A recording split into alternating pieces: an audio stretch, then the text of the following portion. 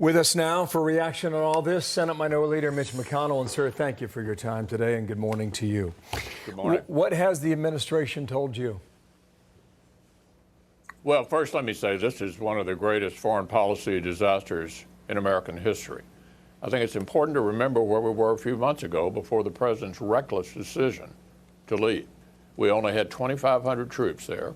We hadn't lost a single American military personnel in a year. The Taliban, the barbarians, were not in charge of the country. We were keeping the lid on, and Al-Qaeda was not there. So the decision to pull out was a gargantuan mistake, in my opinion. Having made that decision, you'd have to conclude these guys couldn't organize a two-car funeral. I mean, here's where we are. The president needs to forget about the August 31st deadline. We need to send in enough American personnel, military personnel, to rescue our people. And by the way, there are more American soldiers there now than before the president made the decision to leave. Extend the deadline, get outside the perimeter, make sure that every single American who wants to leave is able to get out with our assistance and our Afghan allies. What if the Taliban has a vote in this, as you know now? What if they say no? Look, the Taliban should not be allowed to tell us how long we are there to get our personnel out. That's our decision, not theirs. They can cooperate if they want to. If they don't, we need to do what's necessary to get our people out and to get out the loyal translators who are stuck there as well, who worked with us.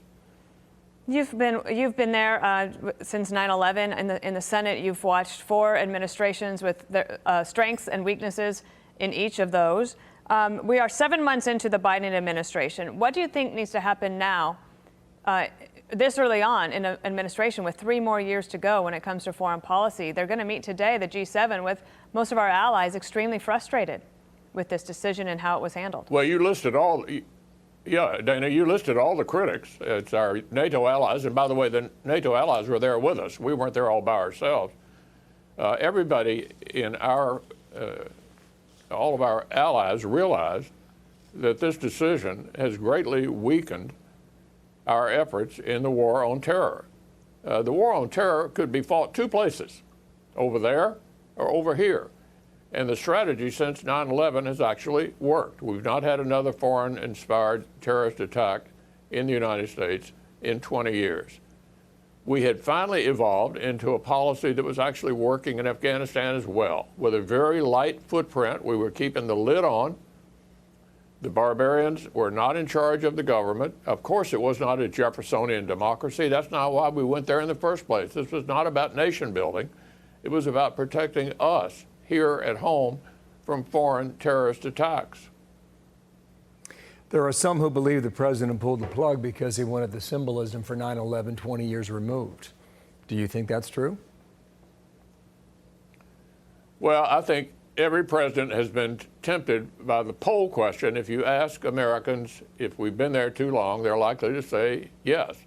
If you provide some context, you'd get a totally different answer. My guess is Americans would probably think we've been in Germany, Japan, and South Korea too long if we ask them that question. You have to provide the context. In the war on terror, the idea was to try to combat the terrorists overseas so they could not successfully attack us here at home. That's the mission. It worked. And the president's reckless decision to precipitously withdraw was a clear mistake. And then having no plan to execute the withdrawal was an even bigger mistake. This was a foreign policy blunder of gargantuan proportions that's a stain on our national reputation and will be remembered for decades. Yeah, how have you, thinking about that down the road, I think it's been 45 years, arguably, since we've been in this situation. And clearly there are differences between now and 1975. But what have you thought about the near and long-term damage to the United States as a result of this debacle? I think it's a lot worse than Saigon in 1975. There weren't terrorists in Vietnam threatening to attack us here on U.S. soil. This is dramatically worse than Saigon in 1975 because al-Qaeda, on the way back in, the same group with allied terrorist organizations that want to hit us here at home, will be able to operate freely throughout Afghanistan. So this is considerably worse than the fall of Saigon.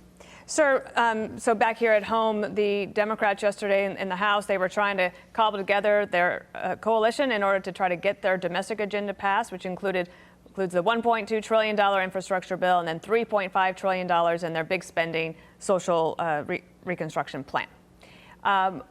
Given all of this and the need to focus, the importance of focusing on Americans getting out of Afghanistan first, what do you make of that agenda for President Biden at this moment? Well, I wish the moderates in the House success. They want to split the infrastructure bill away from this massive $3.5 to $5 trillion reckless tax and spending bill and deal with the two separately. This $3.5 trillion tax increase and its massive spending program is a disaster for the country. You know, Bernie Sanders may have lost the nomination, but he won the war within the Democratic Party over what they are like.